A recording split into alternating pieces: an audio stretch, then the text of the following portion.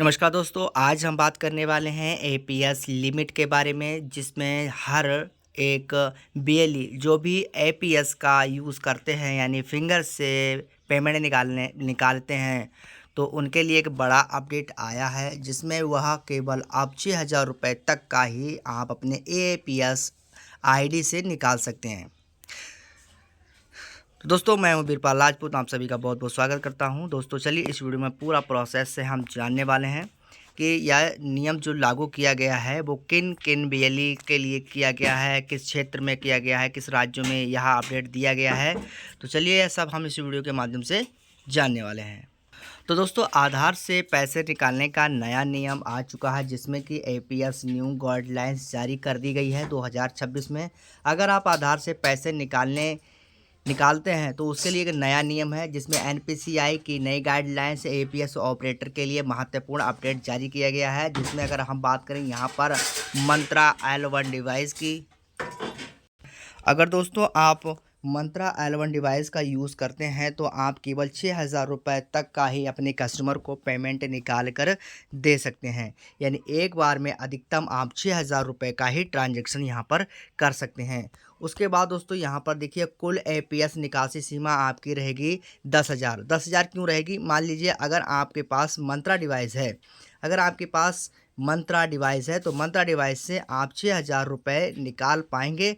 और उसके बाद अगर आपके पास मॉर्फो डिवाइस है तो आप 6,000 के बाद जो 4,000 रुपये बचा हुआ है वो आप निकाल पाएंगे। यानी अधिकतम आप 10,000 रुपये दो डिवाइसों के साथ में निकाल सकते हैं।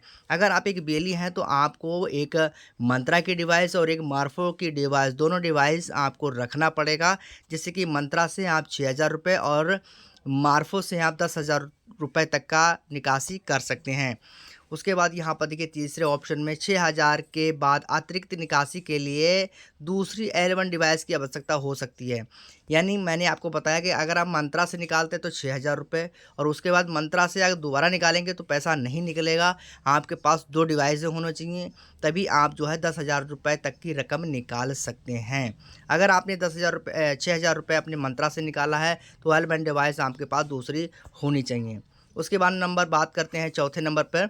कुछ बैंकों में एपीएस निकासी प्रतिबंध या अतिरिक्त सत्यापन लागू हो चुका है, जैसे कि आप बैंक ऑफ बड़ौदा ले सकते हैं, क्योंकि बैंक ऑफ बड़ौदा ने एपीएस ट्रांजैक्शन जो है बंद कर रखा है, और एपीएस ट्रांजैक्शन से आप बैंक ऑफ बड़ौदा का पैसा नहीं निकाल सकते।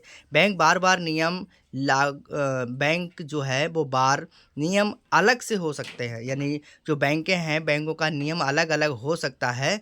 उसके बाद उसके बाद चलिए, मैं और भी आपको विस्तार से यहाँ पर जानकारी देने वाला हूँ। तो दोस्तों, जो भी हमारे बीएलई भाई हैं सीएसपी या बीसी पॉइंट चला रहे हैं, उनके लिए यह दिक्कत अब जल्दी आने वाली है, क्योंकि कई राज्यों में यह नियम लागू कर दिया गया है और कई राज्यों में यह नियम अभी तक लागू नहीं हुआ है।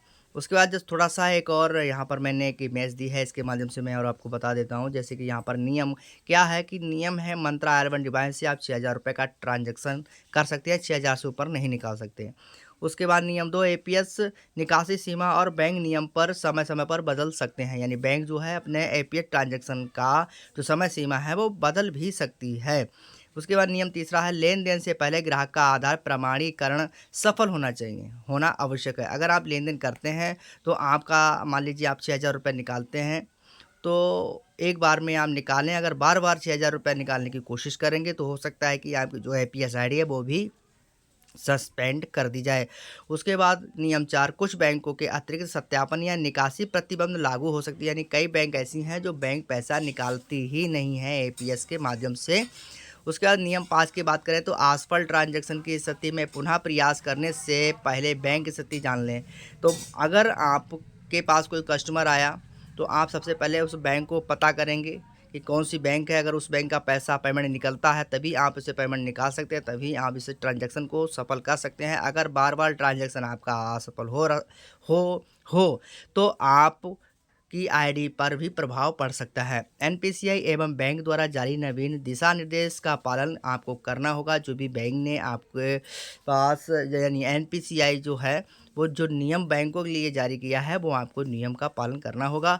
उसके बाद नियम नंबर 7, संदिग्ध या असामान्य ट्रांजैक्शन पर अतिरिक्त सत्यापन आवश्यकता हो सकती है। यानी कोई संदिग्ध ट्रांजैक्शन है तो उसके भी अतिरिक्त कोई और भी सत्यापन उसके भी आवश्यकता हो सकती है।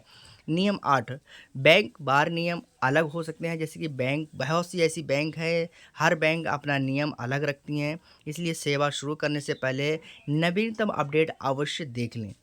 एपीएस ऑपरेटर नियम जैसे कि लिखा है यहाँ पर एपीएस ऑपरेटर नवीनतम नियमों की जानकारी अवश्य रखें। इन सभी जानकारी को आपको अपने पास रखना होगा कि हमें कैसे ट्रांजैक्शन करना है और कैसे क्या करना है। तो दोस्तों यहाँ पर वही सबसे बड़ा अपडेट है कि हर राज्य में अभी 6,000 रुपये का जो ट्रांजैक्शन दिया है, लिमिट दी है, वो अभी हर राज्य में लागू नहीं हुई है। कई राज्यों में 6,000 रुपये तक का जो नियम है वो लागू हो चुका है। अगर आप डिवाइस से अगर बात करें, जो कि मैंने कई बार बताया है, मंता चलाते हैं तो आपको 6,000 रुपये निकालने होंगे। अगर कोई कस्टमर 10,000 निकालता है तो आपको उस कस्टमर के 2 बार ट्रांजैक्शन करना होगा, तभी आप अपने कस्टमर को 10,000 रुपये तक का विड्रॉल कर पाएंगे। दोस्तों आशा करता हूँ वीडियो आपको पसंद आया हो। वीडियो पसंद आया हो चैनल को सब्सक्राइब, लाइक एंड शेयर कर दोस्तों, ताकि ऐसे वीडियो आता सबसे पहले पहुँचते रहे। दोस्तों फिर मिलेंगे नेट टॉपिक नए वीडियो के साथ, तब तक के लिए नमस्कार।